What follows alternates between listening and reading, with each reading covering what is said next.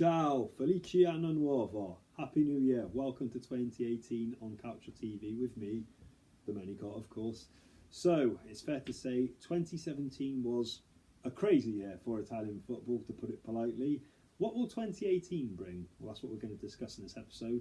We're going to start, of course, 2017 was the year this great man, Francesco Totti, called time on his playing career at the age of 40. Not just so much that, his 25 years to his boyhood club, Roma. Of course, Totti was a ball boy for the Giallorossi. He followed in his footsteps of his hero, Giuseppe Giannini. You know, Totti sacrificed his own ambition to lead his boyhood club. Now, in a world where loyalty doesn't exist anymore, that is something. Of course, he was given an award the other night for being a one-club man. 25 years service to one club is remarkable. He had the opportunities to go elsewhere. Of course, he won the Scudetto in 2011 as captain. His words when he retired last May on an emotional day in that 3-2 win over Genoa were, "One Scudetto for Roma was like 10 anywhere else. A true Romanisti through and through. This Serie A season hasn't quite been the same without Francesco Totti." So, yeah. Also, of course, this year we will have Gianluigi Buffon, one of the greatest goalkeepers of all time, arguably the best Italian goalkeeper of all time. He will also call time on his playing career at the age of 40, just like Totti. It's such a shame Buffon, who won most things in his career, won't be at one last World Cup. He will not break that record set by Lothar Matthäus of 6 World Cup selections. You know, it's such a sad. Buffon, of course, then lost the Champions League in May in Cardiff with Juventus, as they were beaten 4-1 by an inspired Cristiano Ronaldo on that day. Looking back at that final as well, I just think Juventus shot themselves in the foot big time. It came out afterwards, of course, there was a half-time scuffle between Bonucci and Barzali, which ended up in Bonucci being sold to the Rossoneri.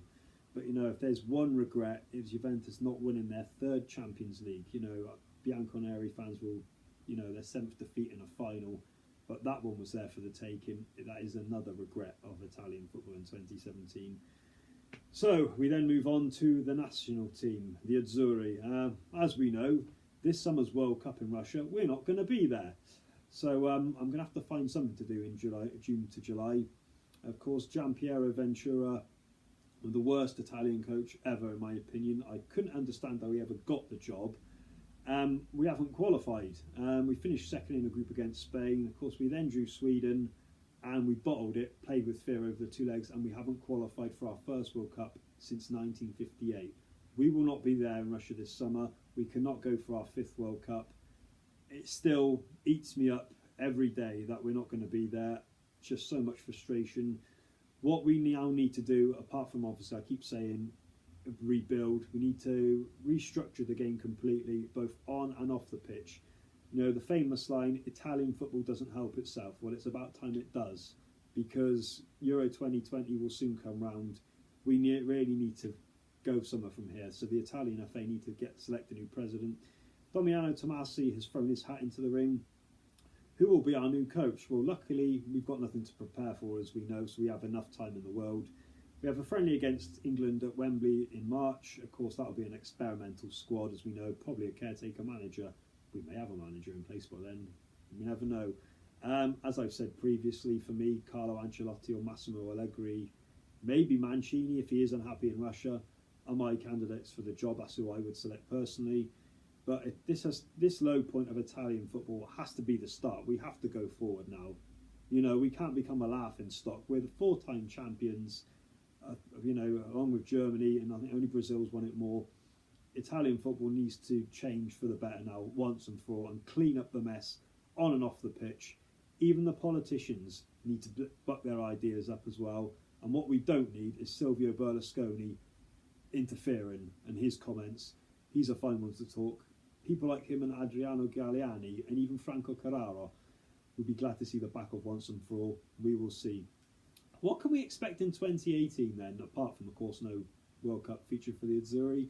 Well, what is going to be an open Scudetto race, which now looks like it's 2-horse between Napoli and Juventus. It would be great to see Napoli win a Scudetto. I'm not being biased here at all. I'm neutral on this one. And of course, they haven't won it from the days of Maradona. Of course, after then, things went downhill rapidly, as we know, for Napoli. Of course, they went to Serie B. They went bankrupt. They almost out of existence. You know, their transformation the last 10 years has been something else. It would be a complete fairy tale story if they were to win the Scudetto, but we will see. So, 2018, what will it bring in the world of Italian football? Well, don't forget to subscribe to Talk Calcio TV, and we will have all the talking points as we go through the rest of the 2017 and 2018 season. I don't know what we'll talk about the summer come our World Cup absence, but that remains to be seen. So don't forget to subscribe to Talk Calcio TV with me, Domenico. Arrivederci. Feliciano Nuovo.